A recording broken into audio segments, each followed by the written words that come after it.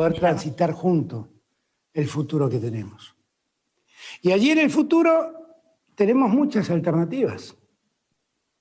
Tenemos siempre la alternativa del desarrollo agroexportador, que la Argentina ahora tiene la oportunidad ya no de vender su producción primaria sin ninguna elaboración, sino de elaborar su producción primaria, agregarle valor, convertir esos granos en proteínas animales y poder exportar animales en un mundo que tras la pandemia reclama alimentos. Tenemos una gran oportunidad para hacerlo. Hagámoslo juntos, discutámoslo juntos, veamos cómo hacerlo juntos. Tenemos siempre nuestros recursos hidrocarburíferos. En los próximos días en Vaca Muerta vamos a estar anunciando el Plan Gas, que es un plan que seguramente va a generar mucha inversión en esa zona y en la Argentina, por supuesto, y va a dar trabajo. Y allí tenemos un potencial enorme de producción que nos garantice el gas que necesitamos y que tengamos hasta excedentes exportables de gas. Tenemos además la posibilidad de desarrollar la minería, que es una actividad que todavía no se ha desarrollado lo suficientemente bien y que cumpliendo con ciertos estándares sociales se puede desarrollar sin riesgo ambiental. Y ahí tenemos cobre, y ahí tenemos oro, y ahí tenemos plata, y ahí tenemos litio, que es la reserva energética del futuro. Y tenemos también la posibilidad, frente a esta pandemia que ha dejado al descubierto las alternativas de mejorar el medio ambiente, la posibilidad de desarrollar energías renovables. A muchos de esos proyectos hoy se hicieron realidad, los he visto. He estado el otro día en Anillaco viendo un parque eólico impresionante. He estado en San Juan viendo hectáreas cubiertas con paneles solares que dan energía a la Argentina. Y son opciones que nosotros debemos desarrollar, porque si hay algo que la pandemia dejó al descubierto, es que cuando los seres humanos somos los que nos encerramos, las condiciones de vida en el planeta mejoran. Mejora el aire que respiramos, se vuelve más cristalina el agua que tomamos. Tenemos toda una oportunidad por delante.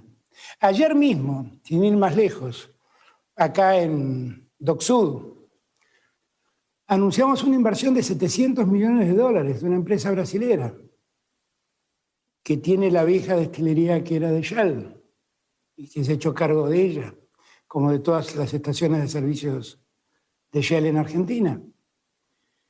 $700 millones que se invierten para producir el mejor combustible con la menor cantidad de azufre, combustible claramente menos contaminante. Eso es, en términos ambientales, un gran avance, pero es un gran avance en términos económicos, porque la Argentina hoy importa eurodiesel para cumplir con la cuota que los estándares mundiales reclaman de utilización de combustibles fósiles no contaminantes. Y nosotros por esa vía, junto con otra inversión muy importante que hizo otra empresa en Argentina, que es Pan American Energy, estamos teniendo la posibilidad de dejar de importar y autoabastecernos de combustibles de bajo contenido de azufre. Y eso es una gran noticia. Y en la planta donde se van a invertir esos $700 millones de los que les hablé, el combustible que se refine va a ser exportado a Uruguay, a Paraguay y al sur de Brasil. Esos son pesos que se convierten en dólares y que regresan a la Argentina en forma de dólares y que en dólares que nosotros necesitamos para seguir creciendo y produciendo. Con lo cual, yo vislumbro un año entrante que nos ofrece muchas posibilidades, muchísimas posibilidades. Nosotros lo que queremos es ordenar una economía que se ha desordenado. Bueno, ahí lo teníamos al presidente de la República Argentina, Alberto Fernández, hablando un poco de la concepción que tiene de desarrollo, mencionando las tres patas. Bueno, Rafael hablaba recién sobre que uno de los pilares de las patas productivas de Argentina es la extracción de hidrocarburos a través del fracking. Y bueno, también mencionó Alberto Fernández en este coloquio que era muy importante profundizar con el modelo agronegocio y también con la megaminería. Y es una concepción, yo creo que tiene esta concepción, Alberto Fernández, tiene que ver con esta cuestión que ha predominado siempre en las élites políticas latinoamericanas, sin distinción entre izquierdas y derechas, sobre que la preocupación por el medio ambiente es una cuestión de agenda de los países industrializados del norte y que la principal problemática de nuestro continente es la pobreza y no la contaminación. Es una visión bastante sesgada que solo permite ver al gobierno una problemática económica donde las alternativas para el desarrollo nos alojan en un punto bastante peligroso, muy peligroso diría yo, que seguramente nos hará romper el pacto intergeneracional que tenemos, que este pacto es dejarle a nuestras próximas generaciones un ambiente sano donde se pueda desarrollar sin falta de agua, sin falta de recursos y sin todo eso. Claramente con estas tres patas las que habla Alberto, romperíamos el pacto intergeneracional y es una perspectiva que tampoco tiene en cuenta que los países industrializados del norte tienen una deuda ecológica también en nuestros países, en nuestra región, ya que en el caso de América Latina, desde Potosí en la época colonial hasta el presente, se ha perpetuado un mecanismo de saqueo y expoliación de bienes naturales, como asimismo se han incrementado también los impactos ambientales y territoriales de estas prácticas, ¿no? Los elevados costos ambientales que continúan pagando los pueblos del sur ponen de manifiesto patrones de injusticia ambiental y reflejan las profundas desigualdades entre el hemisferio norte y el hemisferio sur. Lo llamamos como una deuda ecológica a la degradación de grandes extensiones de tierra, a los derrames químicos utilizados por las industrias transnacionales y bueno, también minerales e hidrocarburos que destruyen el suelo y contaminan el agua. También esto provoca el desplazamiento de las poblaciones, enfermedades que afectan a niños y mujeres pobres, se modifica y se destruye la biodiversidad, se sustituye las especies nativas por las halógenas, y también hay, muerte de animales y desertificación de los suelos. Toda esta deuda ecológica está en nuestro territorio, o sea, todas estas grandes deforestaciones y desertificaciones de los suelos están en nuestro territorio. Estos derrames de químicos utilizados por las industrias mineras e hidrocarburíferas también están en nuestro territorio y eso lo seguimos pagando nosotros, los del sur, con estas prácticas que ahora legitima y desde siempre, desde que empezó el gobierno, está legitimando Alberto Fernández. En América Latina, las luchas contra el neoextractivismo lideran los movimientos por la justicia ambiental y climática en sus diversas modalidades. O sea, contra la expansión, hay movimientos contra la expansión de la frontera hidrocarburífera, contra la megaminería, contra la soja transgénica, los biocombustibles y las megas represas. Y en el norte por ahí son otras las luchas también ambientales que se dan, bueno, no tanto así en Alemania, que están en contra de las mineras de carbón, pero sí se busca disminuir la cantidad de gases de efecto invernadero de las industrias, porque son los países industrializados. Y bueno, esto lo propone también, ya ha hablado Rafa de esto, el Green New Deal, que es descarbonizar la economía estadounidense, y bueno, promoviendo la desinversión y la apuesta fuerte a las energías renovables. Así que, bueno, Alberto Fernández igual en otra parte de la entrevista hablaba o diferenciaba, y a mí me da mucha risa, diferenciaba un capitalismo bueno, solidario, de un capitalismo malo, salvaje, no sé si fue con esas palabras, pero sí le decía capitalismo solidario al capitalismo que él quería. Cuando sabemos que la historia lo ha demostrado, que no existe tal diferencia, que el capitalismo es uno solo y es el que nos trajo hasta acá, donde la expansión de sus fronteras termina por toparse con los límites que marcan el fin de los recursos baratos. Esas fronteras para la acumulación del capital y el crecimiento al calor del neoliberalismo son límites planetarios. Esta crisis no es una crisis más del capitalismo como se quiere plantear y que después vamos a estar libremente consumiendo de la misma forma que hacíamos. Es una oportunidad, pero no es una oportunidad como la que plantea Alberto Fernández. Esta es una crisis socioecológica que pone de manifiesto los límites del planeta y por lo tanto esta crisis es sistémica. Así que yo no entiendo por qué Alberto Fernández no ve lo que nosotros estamos viendo, porque en definitiva son cosas que se saben y que están al alcance de Internet, poder enterarse de todas estas problemáticas que sufre a lo largo y a lo ancho nuestro territorio, y que no son los modelos que nosotros queremos profundizar, no son los modelos que te queremos seguir reproduciendo, porque esta misma reproducción de estos modelos nos ha llevado a estar un año encerrados por una pandemia que se llevó la vida de un montón de personas.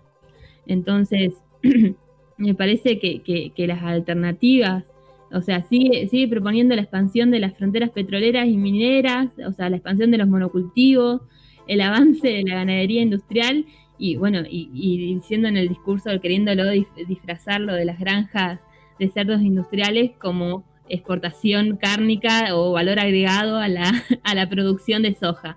Es una mentira, o sea, son granjas de cerdos industriales que traen enfermedades a la población.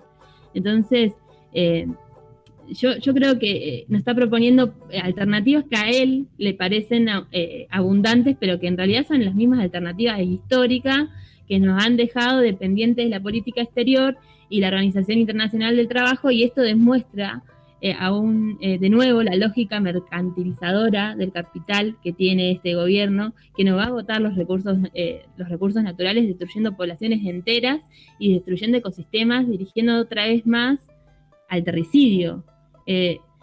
Todo para obtener divisas en un consenso de commodities que acá en Latinoamérica convergen con los gobiernos de derecha, pero también con los gobiernos más progresistas, como se quiere rotular este gobierno, a partir de esta idea, ¿no? Que no existen alternativas a este tipo de desarrollo.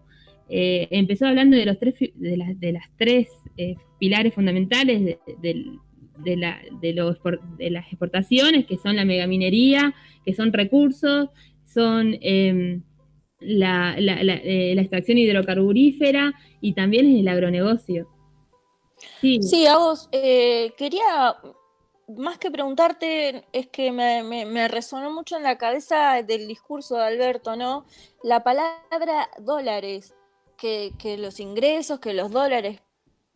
Y la verdad es que no me sorprende, porque personalmente siento que, como decís vos, no, las cosas no tienen que hacerse de esa manera, no va por ahí, pero de repente que estamos hablando de capitalismo y demás, y los que votamos a un gobierno que creíamos que, bueno, venía a un poco, ¿no?, a reparar el daño que había hecho el anterior, de repente también está interesado en eso. Claro, sí, no importa que sean de izquierdas o más progresistas o más de derecha o más liberales, siempre termina recayendo todo en esta cuestión agroexportadora o exportadora que ha tenido siempre esta región latinoamericana, ¿no? Que no importa, son cuestiones de lobby, son cuestiones sistémicas del capitalismo que nos imponen eso desde la Organización Internacional del Trabajo, donde nosotros tendríamos que exportar carne y no sé qué más. O sea, me parece como que volvemos y replicamos lo mismo que hace 1000 años y seguimos en la misma, y yo creo que este tiempo lo que demanda son otros desarrollos, o proponer completamente otras, no profundizar lo que ya nos trajo hasta acá. Me compré, les cuento, me compré el libro El colapso ecológico ya llegó, de Maristela Svampa y Enrique Viale, y la verdad que está buenísimo, y justo leyendo apareció todo esto, ¿no? De los pilares en Argentina, de cómo del neoextractivismo y lo que genera esta insustentabilidad en Argentina.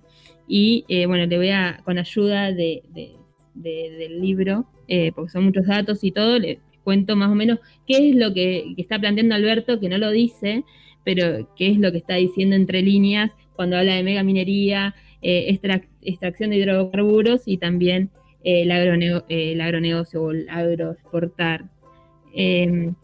Como bien dijera Andrés Carrasco, el expresidente del CONICET y uno de los investigadores más comprometidos con estos temas, nuestro país es un laboratorio a cielo abierto en lo que atañe a los nuevos extractivismos existentes, que son el monocultivo y la expansión de la frontera sojera, la deforestación y fumigaciones con glifosato a gran escala, la megaminería a cielo abierto, que es la figura extrema del extractivismo, ¿no? Y la actividad más resistida en todo el continente, la expansión de las energías extremas, como la explotación de hidrocarburos no convencionales a través del fracking, la construcción de megas represas y la expansión también del extractivismo urbano en diferentes modalidades. Y a esto hay que sumarle ya las zonas de sacrificio de las que hablaba Rafa, debido a que hay en territorios hay una existencia de un montón de pasivos mineros y petroleros y que profundizan los impactos socioambientales y territoriales en los polos industriales y petroquímicos en diversos puntos del país.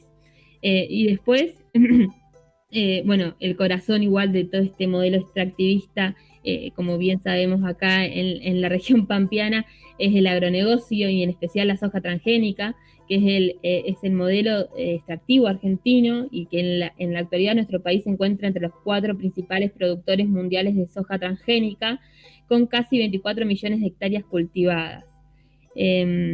Desde fines de los años 90, cuando se aprobó la soja transgénica, la expansión del agronegocio implicó la reestructuración global del sistema agrario tradicional y fue muy difícil abrir un debate social, político y ambiental sobre las implicancias que esto iba a tener en el territorio y en los suelos.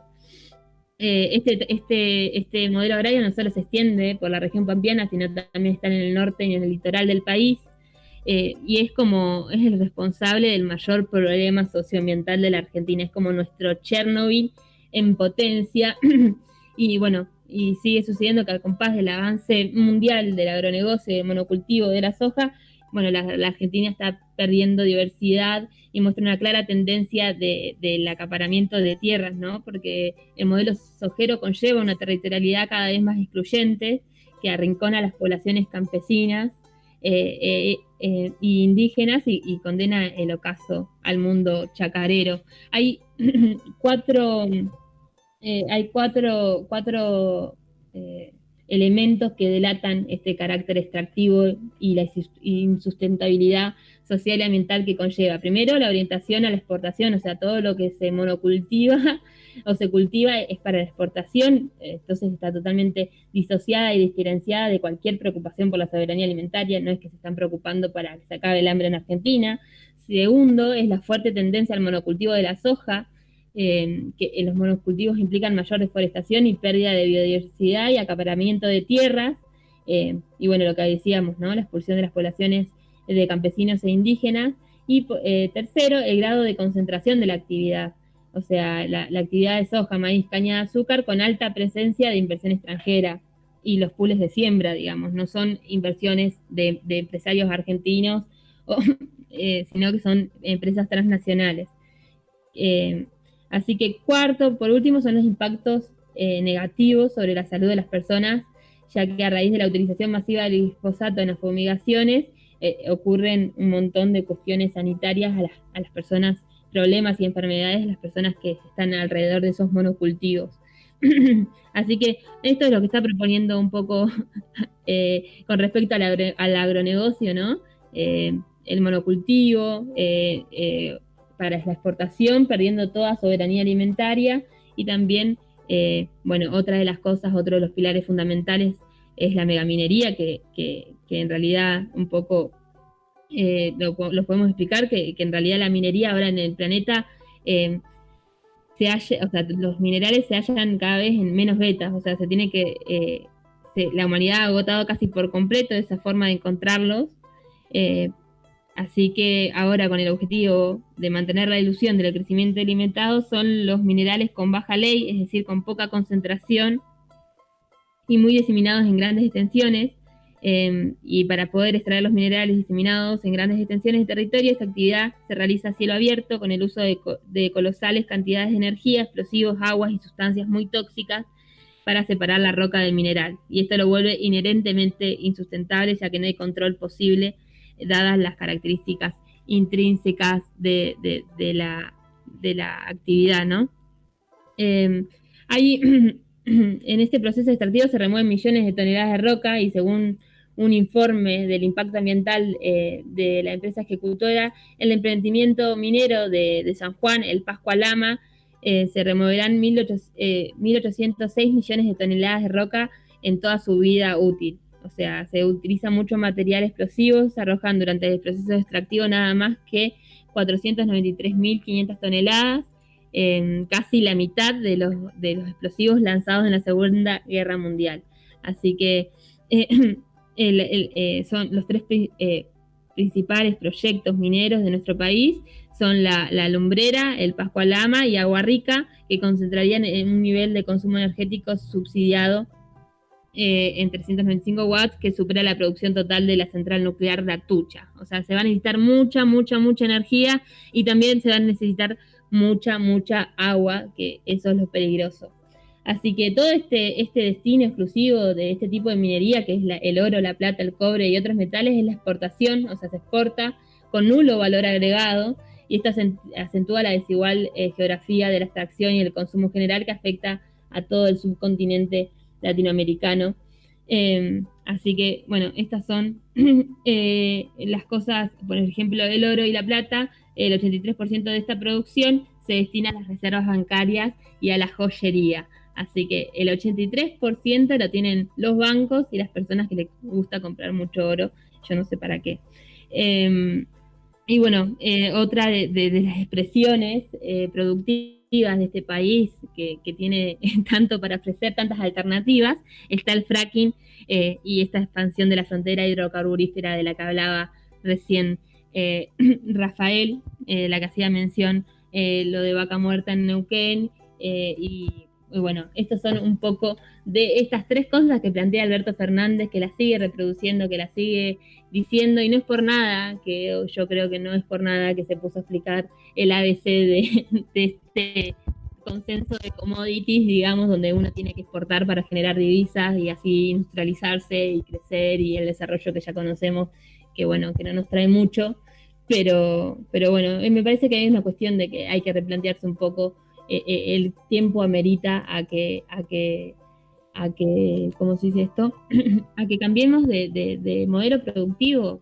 Empecemos con las alternativas, que no se dejen para segundo lugar las alternativas, que son las energías renovables, y que se pueda hacer un poco el análisis dentro del movimiento, dentro de los partidos políticos, de si realmente esto es lo que estamos precisando para vivir un poco más sosteniblemente, si es que existe el desarrollo sostenible, ¿no?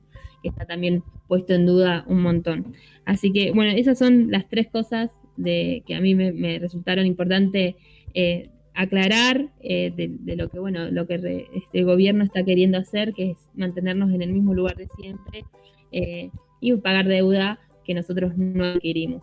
Así que eso era un poco toda la info que teníamos en esta columna, donde me sumé ahí me vengo sumando ya continuamente a la columna de Rafa.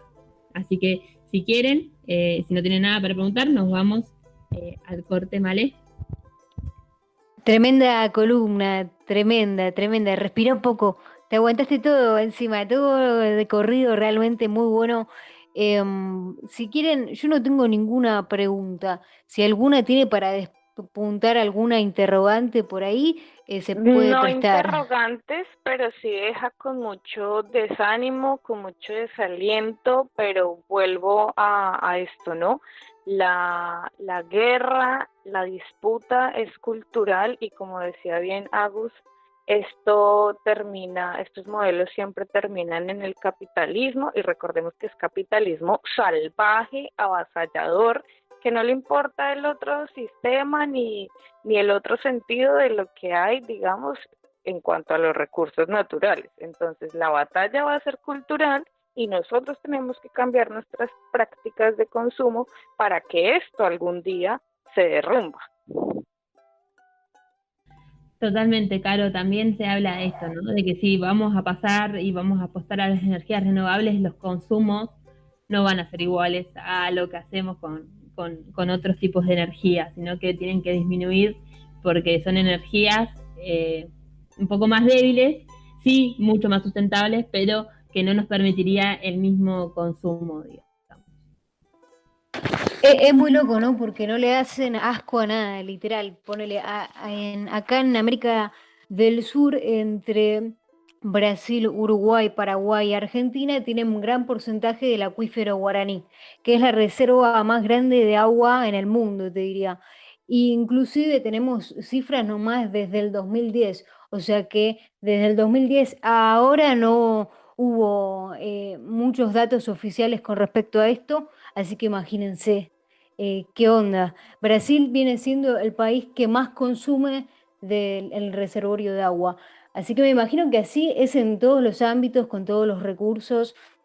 La única diferencia es que por ahí no tenemos el acceso a la información quizá, entonces no nos enteramos de un carajo, pero las cosas siguen pasando, es un poco de autocrítica, de saber a dónde buscar, también es re complicado acceder a información de primera mano siendo un civil común y corriente, así que complicado. Les recomiendo para leer esta cuestión, esta crisis socioecológica, habla mucho la socióloga Maristela Svampa, que tiene un montón de textos, paper académicos y también un montón de libros, así que les recomiendo a info de primera mano y muy buena, así que para que y una cosa es recordar que Svampa es docente de humanidades y que da una clase que es sociología latinoamericana. La señora es una portadora de saber y aprende conocimiento crítico. Ojalá podamos volver a las clases y podamos ser oyentes, porque es una experiencia tremenda. Yo fui, digamos, varias clases y uno se cae para atrás. Sí, ojalá que vuelva entonces. Bueno, nos vamos a este corte, esta canción tan prometida. ¿Vale? Vamos, dale. Ya la estábamos esperando. Queremos disfrutar una canción de Nada Más Que Hoy. Esto es una banda de Felipe Barroso, es el ex guitarrista de Intoxicados, así lo tienen. Este disco se llama Nada Más Que Hoy y está producido por Esteban de Melas. Pueden buscarlo también, las productoras autogestivas se tienen que movilizar para que más artistas puedan llegar, ¿no? Vamos a escuchar el tema, pero tengo razón.